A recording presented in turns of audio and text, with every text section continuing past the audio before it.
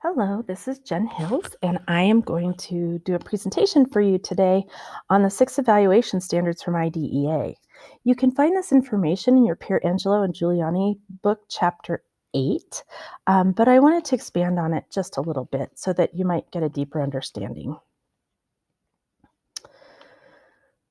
The first standard for the evaluation process is to gather a multidisciplinary team.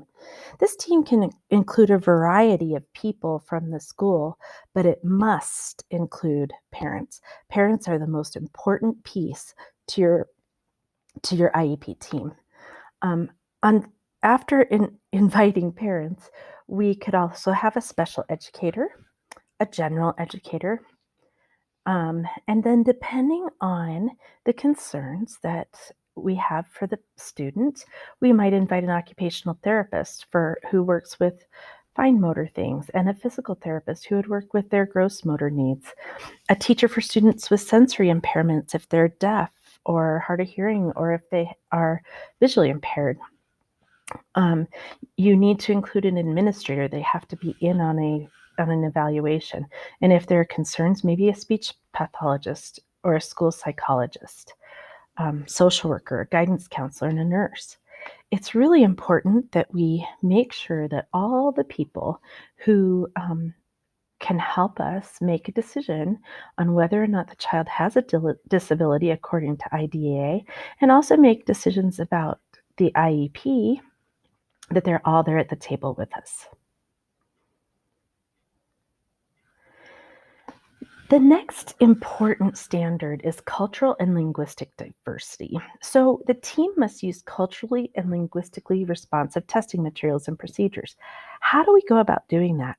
I don't know about you, but I don't know about every culture and every language. But typically, there's someone in our building who is the teacher for students who are culturally and linguistically diverse. At that point, you would want to bring them in to the IEP team, that multidisciplinary team, and they will be able to help guide each person as they choose assessments for the student. So, in light of that, another standard is that the assessment should be administered in that student's native language. Reports that are given out to parents must be written in their native language. I've been in an IEP meeting recently as someone who was coming in as an advocate, and the parents' first language was Spanish. And unfortunately, the school district sent home the evaluation report in English. These parents had a very difficult time reading that report and understanding it, and feeling like they were prepared to come to an IEP meeting. That's not fair to the parents. So it's really, really important that we're very sensitive to their language needs. Clear communication is key if we want the students to be successful, and if we want to have a successful relationship with parents. Our next slide is about reliability and validity. This can be a difficult concept to understand. So I posted a picture. There's also one in the module this week, and it shows 3 different targets. And the first target, there are 3 arrows in the bottom left piece of the target, and they're very close together. So those 3 arrows tell us that the person who shot the arrows was reliable. They hit the same spot every time. They're not valid because it didn't hit the target. The second, well, actually all the way over to the right, the next target shows 3 arrows that are in very different parts of the target. None of them hit the middle. And we call those unreliable because the person who was shooting hit a different spot each time, never hitting the middle. And because it's unreliable, it can't possibly be valid. An unreliable test cannot be valid. Finally, the one in the middle has 3 arrows that were shot right into the middle circle, and they're very close together, so it's both reliable and valid. Reliability is about students who take a test, and maybe they take it 2 or 3 times in a row, and each time their score is very similar.